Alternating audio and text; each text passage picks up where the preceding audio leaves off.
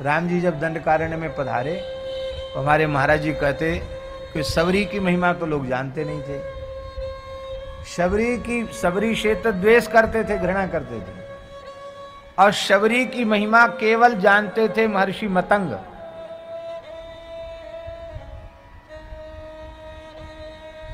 शबरी जब जंगल में पहुंची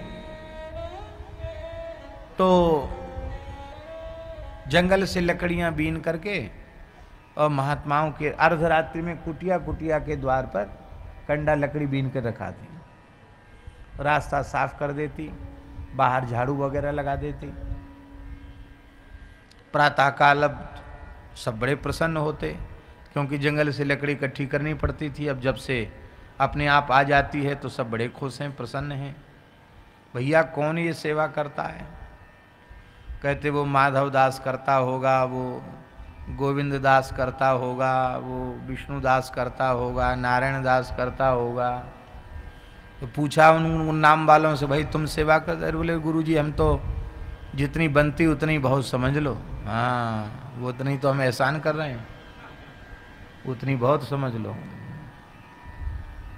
अब रात को हम लकड़ी भी इकट्ठी, कंडा लकड़ी भी बीन बीन के रखे हैं, हमने नहीं किया।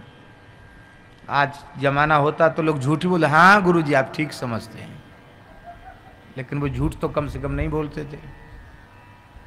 तो और जो लो ऋषि थे उन्होंने कहा कोई बात नहीं, जैसी भगवान की इच्छा। पर मतंग जी ने कहा कि ये हमारी संपत्ति की चोरी हो रही है, सेवा तो हमारी संपत्ति है, और ये सेवा की चोरी कौन कर रहा है? स्वयं दासास तपस्विना। तो मतंग महर्षि सावधान हुए, शिष्यों को सावधान कर दिया। तो अर्धरात्रि के समय देखा शबरी एक भील जाति की कन्या, शबर जाति की कन्या, वो लकड़ी कंडा लेकर के और रख रही है। देख करके उसके भाव को बहुत प्रसन्नता हुई और शिष्यों को कहा बुलाओ उसको। वो चारी थर कांपने लगी, महाराज मैं तो बहुत अधम हूं।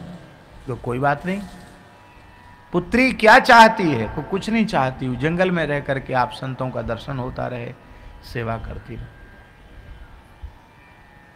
इधर उधर बेटी क्यों भटकती है? निकट में ही कहीं झोपड़ी बना ले। निकट में ही झोपड़ी बना दी। यद्यपि कोई वहां ऐसा महल मकान मठ मंदिर नहीं था, जंगल में सब ऋषि अपने ढंग से रहते थे।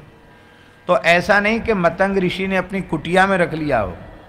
अरे जंगल तो बहुत विशाल है, पर आश्रम के निकट में ही रहने की आज्ञा दे दी। तो इस बात का बड़ा भारी विरोध हुआ कि अरे मतंग ऋषि की बुद्धि मारी गई, उसने तो उसको पतिता को, उस भीलनी को, सबरी को वहीं उस जगह दे दी। प्रियादासी लिखते हैं श्रवण में नाम दियो। इतनी सेवा करती तो उसको भजन की पद्धति सिखानी चाहिए। महर्षि मतंग ने तुलसी माला प्रदान कर दी और राम नाम कान में सुना दिया। राम राम का जप जप किया करो बेटी। तो कीनी जात पात सब न्यारी है। वहां के ऋषियों ने पंचायत की और मतंग जी को जात बिरादरी से अलग कर दिया। बोले तुम अब अलग हो, हम तुम्हारा बहिष्कार करते हैं, तुमने ये अनुचित काम किया। तो मतंग जी दुखी नहीं हुए, उन्होंने कहा कोई बात नहीं, जो भक्त की महिमा न जाने ऐसे समाज में हम नहीं हैं, ये भगवान की बड़ी कृपा है। बहुत अच्छी बात है, आपने अलग कर दिया, ठीक है। और समय आने पर मतंग जी भगवान के यहाँ जाने लगे तो रोने लगे। तो सबरी ने कहा गुरुदेव आपके वियोग में मैं जीवित नहीं रह सकती। कहा बेटी तुमको तो यहाँ रहना पड़ेगा। क्यों?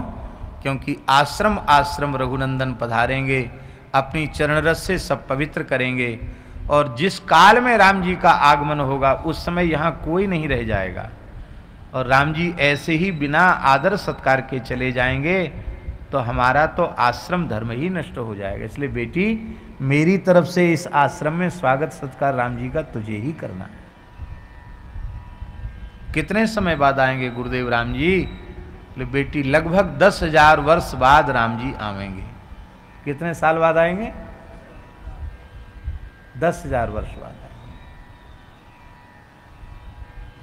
और गुरुजी भगवत धाम चले गए और सबरी रामा रामा रटते रटते बीती रे उमरिया, रघुकुल नंदन कब आओगे भिलनी की डगरिया। पलक पावड़े बिछाकर राम जी की प्रतीक्षा कर रही है। तो मतंग जी जानते थे वो भगवान के धाम को चले गए, और इतने ऋषि, इतने कठोर तपस्वी, शास्त्रज्ञ, वेदज्ञ भक्ति की महिमा नहीं समझ सके।